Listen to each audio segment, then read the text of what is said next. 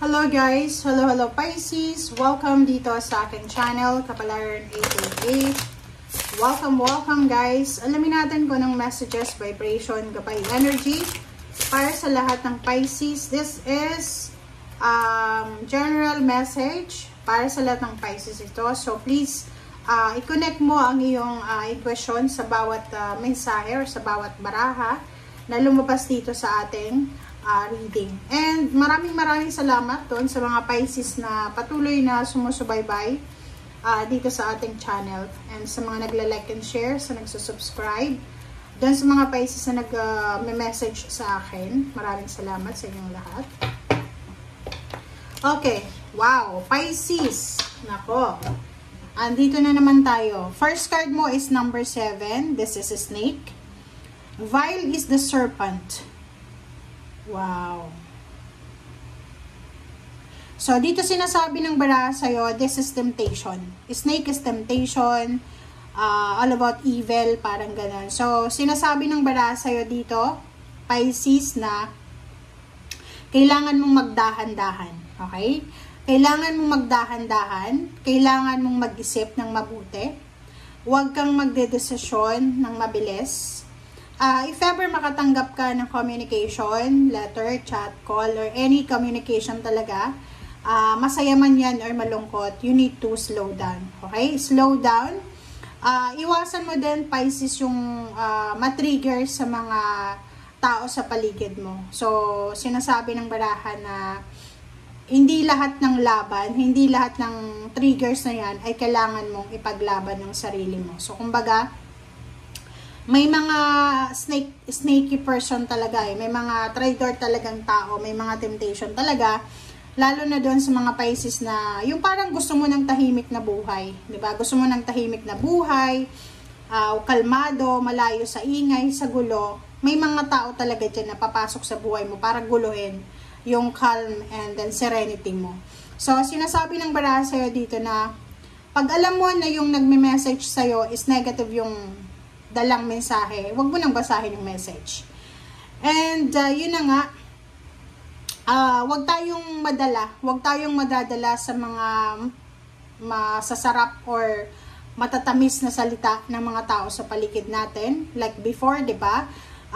Masyado kang nagpapaniwala sa mga sinasabi ng mga tao sa paligid mo. So ngayon, sinasabi ng baraha sa'yo, Pisces, na mag-iingat ka sa mga traidor, sa snake, mag-iingat ka kasi pag ahas pa rin yan. Mag-shed lang yan ng skin, 'di ba? Anong tawag doon? Yung shedding of your skin, ano ba yung Tagalog niyan? Magbabago lang siya ng kanyang skin, pero ahas pa rin siya. Okay? So, dito sinasabi ng baraha na if ever may mga tao, kasi kahit wala ka namang gawin yun nga yung sinasabi ng baraha sa'yo, na kahit wala ka namang gawin, kahit tahimik ka, kahit malayo ka sa kabihasnan, or wala kang social media accounts, yung parang namumuhay ka ng low-key lang, pero may mga tao talagang hinahanap ka. Hinahanap ka kasi hindi sila siguro masaya sa buhay nila, na sila lang yung pag-uusapan nila, boring. So, hinahanap ka nila para may maichismis sila or para may mapag-usapan sila. So, yun yung wag mong ibibigay sa kanila. Okay? So, as much as possible, yung boundaries na nilagay mo sa paligid mo, panatilihin mo yung strong, panatilihin mo yung matatag, secured, and stable para wala nang makapasok na ahas sa buhay mo. Okay? Okay.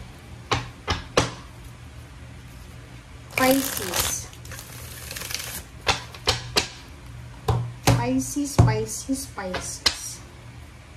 Tingnan natin. Okay, 5 of fire, ganun pa rin. 'Di ba? Ahas pa rin 'to eh. Away, conflicts. Wow. Nakakaloka. Ang ganda.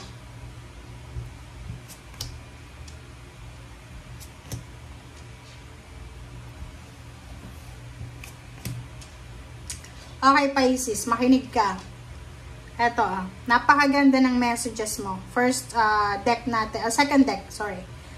Ang ganda ng message kasi unang-una sinasabi sa'yo dito na this 5 of fire is related siya sa snake. So, ibig sabihin sa'yo, ibig sabihin ng bara sa'yo na umiwas ka sa temptation. Umiwas ka sa temptation na pwedeng magkaroon ka ng kaaway, ng conflict, na maanoy ka, di ba, yung magalit ka, matrigger yung emotion mo, mapikon ka. Kumbaga, umiwas ka sa mga tao na alam mo na pwedeng magdala sa'yo ng galit or hinanakit or yun, pagkabagot or lahat ng klaseng negative, umiwas ka sa kanila.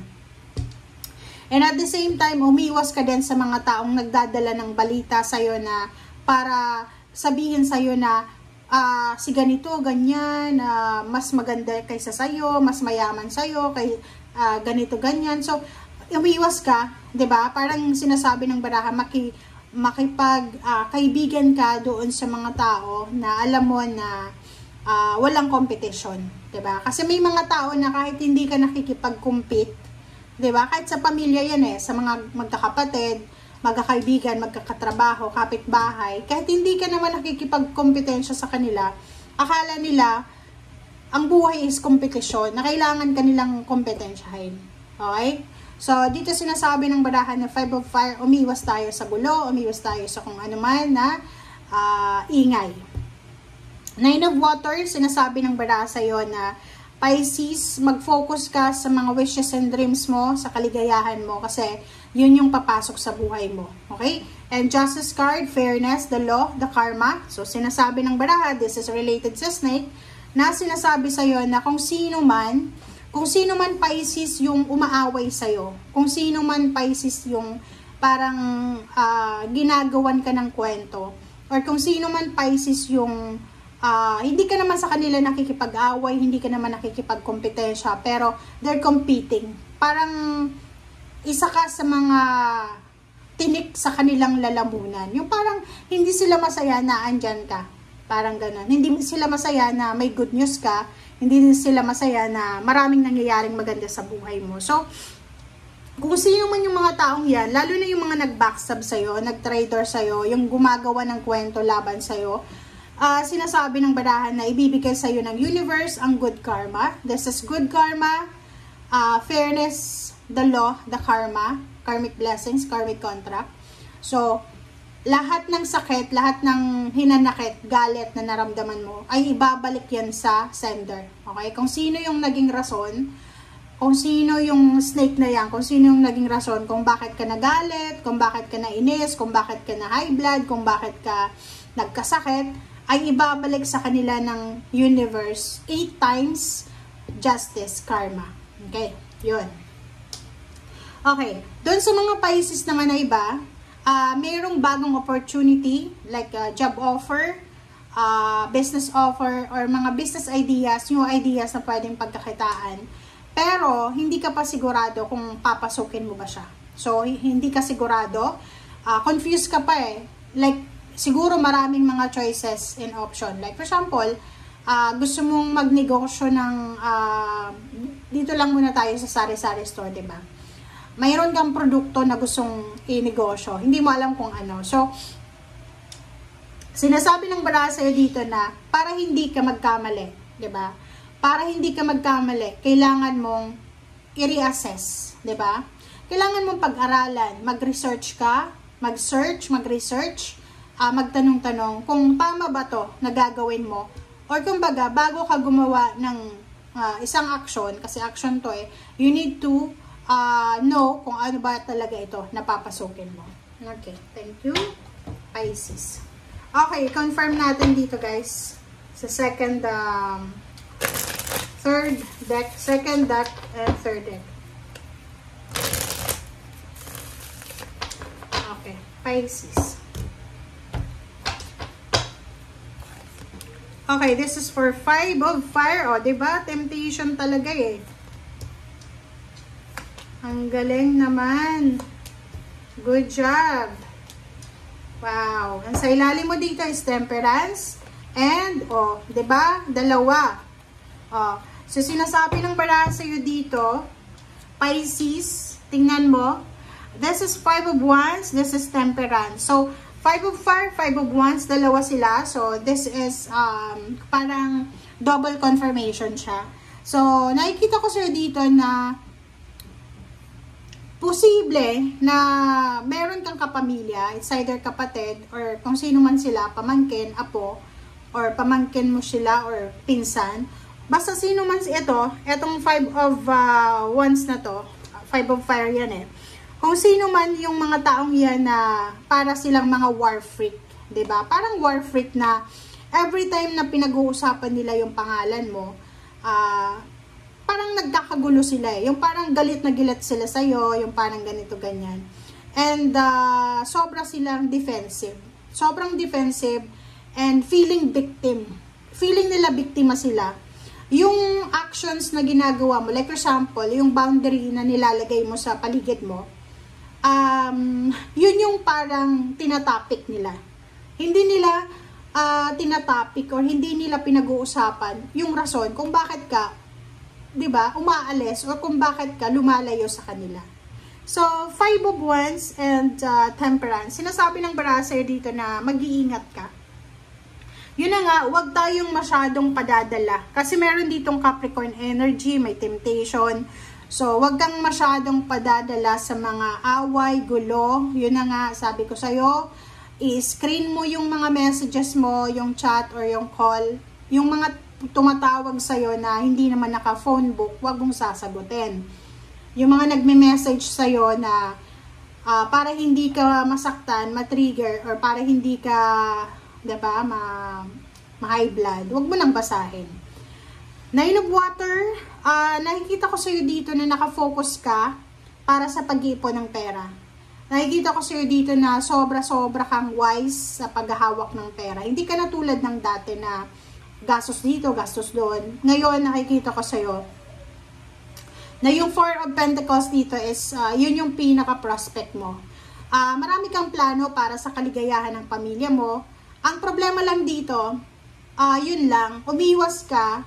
Yun din, kailangan mo din ng moderation, kailangan mo rin na umiwas sa temptation ng pag-shopping.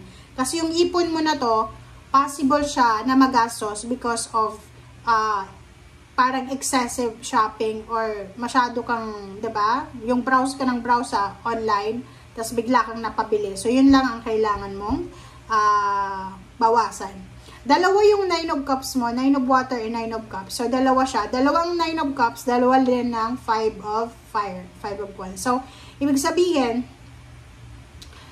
kailangan mong maging positive.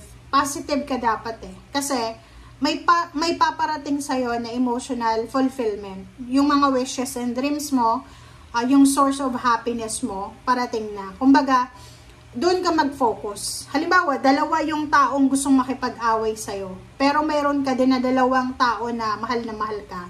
Doon ka sa taong nagmamahal sa'yo. Okay? Nakikita ko sa'yo dito, yung opportunity na to, maraming opportunity na to na posibleng papasok sa buhay mo. Maybe hindi lang para sa'yo, pwede din to sa asawa mo, sa boyfriend, girlfriend, parang ganon. And, meron kayo, like, may mag-asawa dito, mag-asawang Pisces, or kung ano man na zodiac sign yung asawa niya. Nagbabalak sila ng business together, so they are partnering each other. Diba? Collaboration and partnership yung ginagawa nila. And kung ano man tong binabalak nila ay eto yung katuparan ng mga pangarap nila. Okay? But yun na nga, merong Two of Wands dito and then indecision. Sinasabi ng barasayo dito na merong mga Pisces na possible sila. Okay? May mga Pisces, sorry. May mga Pisces, sorry kung may may humidifier kasi ako. May mga Pisces dito na ang dami-dami yung option and choices na posibleng yun yung rason kung bakit ang hirap nyo magdesisyon. Nahirapan kayo magdesisyon because ang dami-daming dapat pagdesisyonan. But overall, sinasabi ng barasayo dito, Pisces, na in short, ang message ng barasayo, huwag kang masyadong mag-focus sa mga negative na tao, sitwasyon, sa past, sa present, or sa future. Mag-focus ka sa kaligayahan mo, sa trabaho mo, sa relationship mo, sa pangarap mo, sa mga plano mo sa buhay. And hayaan mo na yung justice, hayaan mo na yung karma na magbalik ng mga sama ng loob or mga pain and heartaches na naramdaman mo sa mga taong yan na gumawa sa'yo. Okay? Thank you guys for watching. Bye!